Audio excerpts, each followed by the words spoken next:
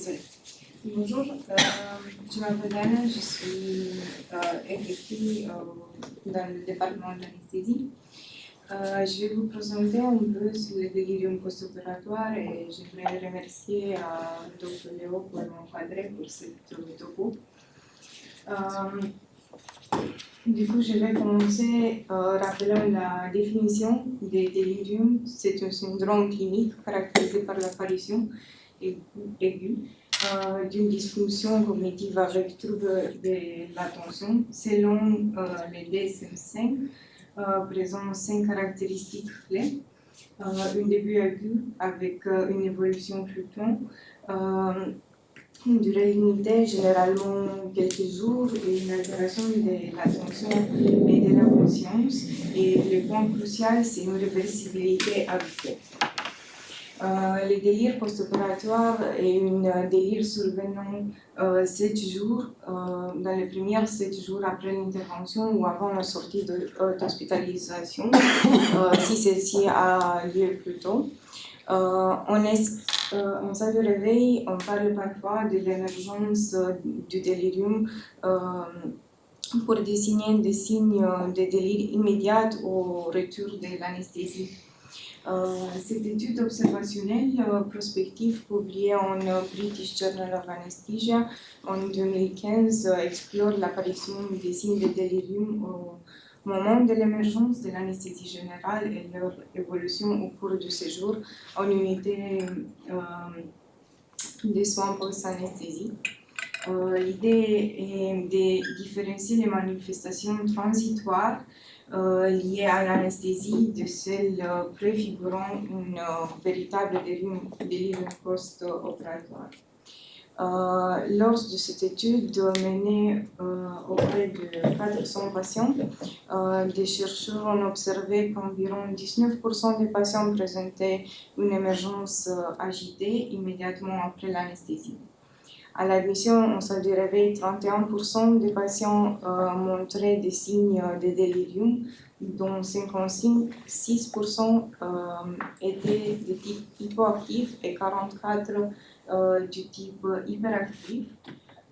Et au fil du séjour en salle de réveil, la proportion des patients présentant les déliriums diminuait progressivement, 15% après 30 minutes, 8% après 1 heure et seulement 4% à la sortie de salle de réveil. Et pendant le séjour, le délirium hypoactif devenait largement prédominant, représentant 92% des cas contre 8% pour les types hyperactifs. Le dépistage actif, c'est la pierre angulaire de la prise en charge, l'outil le plus validé utilisé en réanimation, mais qui marche aussi en post-opératoire, c'est le CAM-ICU, qui repose sur 4 critères, un changement aigu, une fluctuation de l'état mental, un déficit d'une intention, souvent ficelé par la séquence des lettres Casablanca, un niveau de conscience altéré évalué par l'échelle RAS, si différent de 0, une pensée désorganisée, on peut tester avec des questions simples avec des réponses oui ou non. Et une diagnostic positive s'est posée avec les critères 1, 2 et soit 3 ou 4 positifs. En passant maintenant à la physiopathologie, qui est multifactorielle, complexe et pas complètement élucidée à l'heure actuelle. À ce jour, 3 hypothèses principales ont été proposées. Un désordre métabolique, iatrogène conduisant à une diminution de la synthèse et de la libération des neurotransmetteurs. Une attente circulatoire impliquant une activation endothéliale et des modifications de la barrière hémato-encéphalique.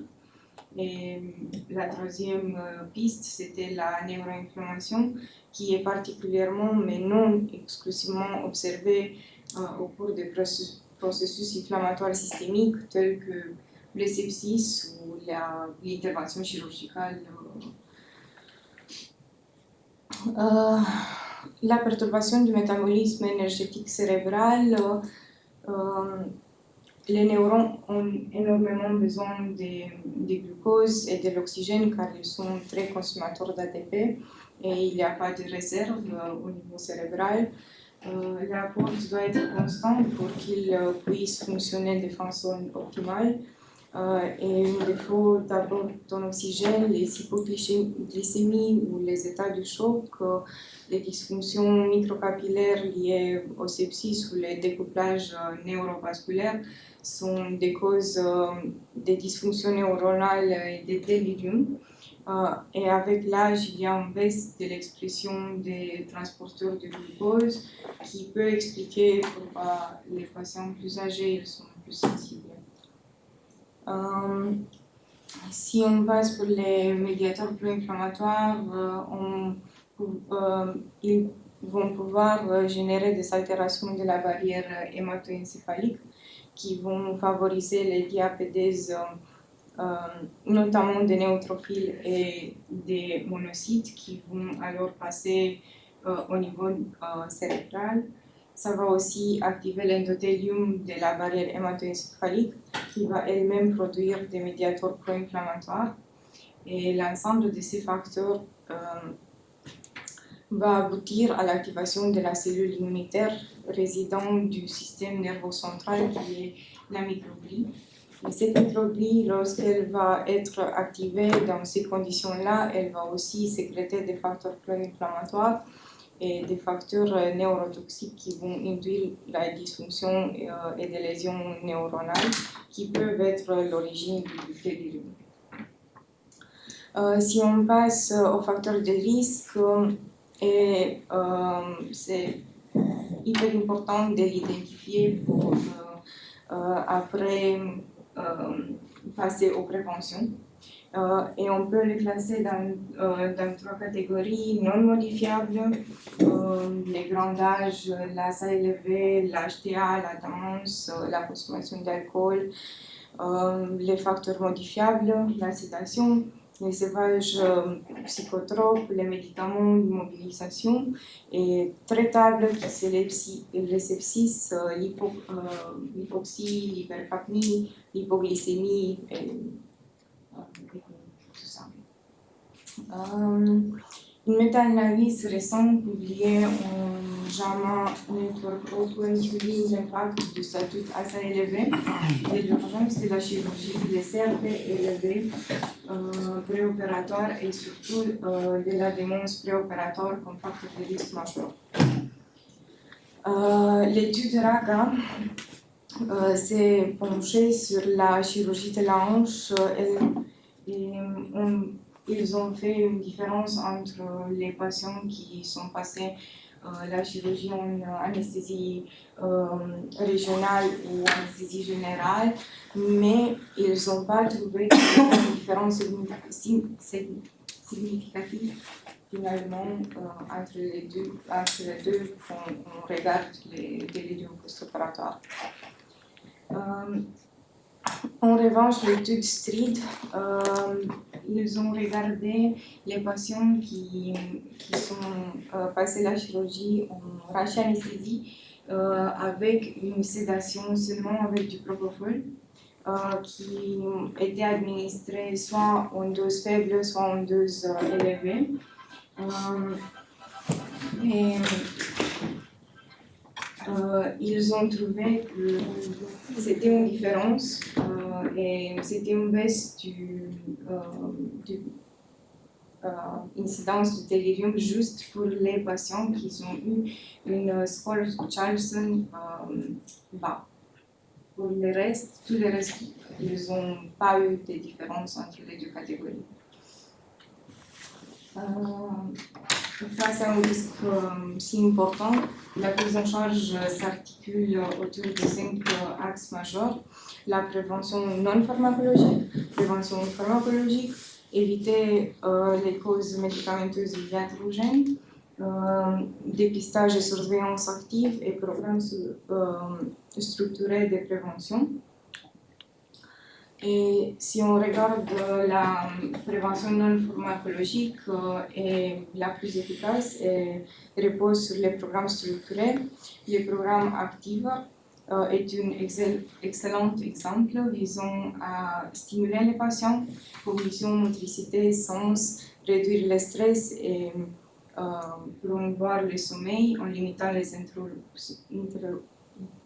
interruptions nocturnes et en assurant la luminosité naturelle, optimiser l'environnement, prothèses auditives, lunettes, présence du proche.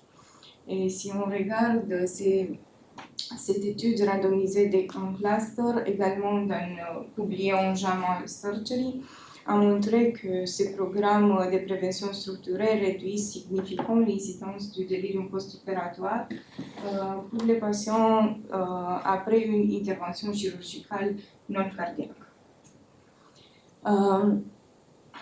On a passé à la prévention pharmacologique. En résumé, cette étude, c'était une méta-analyse fournit une preuve solide que l'utilisation des kétamines ou l'eskétamine préopératoire est efficace dans la prévention pharmacologique à condition d'utiliser des doses subanesthétiques. Cela suggère que la modulation du récepteur NMDA peut être une stratégie viable, mais que le respect du protocole de faible dose est indispensable pour optimiser la protection et minimiser les effets secondaires. Après, on a une autre méta-analyse qui soutient l'utilisation de l'haloperidol périopératoire comme stratégie de prévention pharmacologique du délire post-opératoire chez les patients âgés. Cependant, l'efficacité semble être dose-dépendante, plus de 5 mg par jour, avec des bénéfices clairs. Cette méta-analyse d'essai clinique publiée en 2018 suggérait que le Dexdor constitue une stratégie efficace pour prévenir les déliriums post-opératoires, tout en soulignant l'importance du moment d'administration pendant ou immédiatement après la chirurgie. Ces résultats soutiennent son utilisation ciblée dans les protocoles de sédation post-opératoire pour les patients à risque. Et d'autres pistes comme l'insuline intranasale sont actuellement à l'étude pour leur effet sur les fonctions cognitives. Cet article, c'est un essai clinique randomisé contrôlé en double aveugle, publié en 2024. Elle a inclus seulement 128 patients âgés subissant une chirurgie élective et le protocole c'était d'administrer 40 unités d'insuline intranasale démarrant 1 heure avant l'anesthésie et poursuivant pendant 6 jours après la chirurgie. Sur l'efficacité, le taux de délirium post-opératoire a été significativement réduit, passant de 26,6% à 10,9% dans les groupes avec l'insuline. Et c'était important de noter qu'ils n'ont eu aucune personne qui a fait d'hypoglycémie en réponse à ce traitement. En conclusion, le délire post-opératoire est fréquent mais sous-diagnostiqué. Ce n'est pas une complication bénigne et le repérage précoce améliore les résultats. C'est toujours mieux de prévenir que de traiter et le traitement des déliriums, c'est finalement le traitement de la cause. Merci.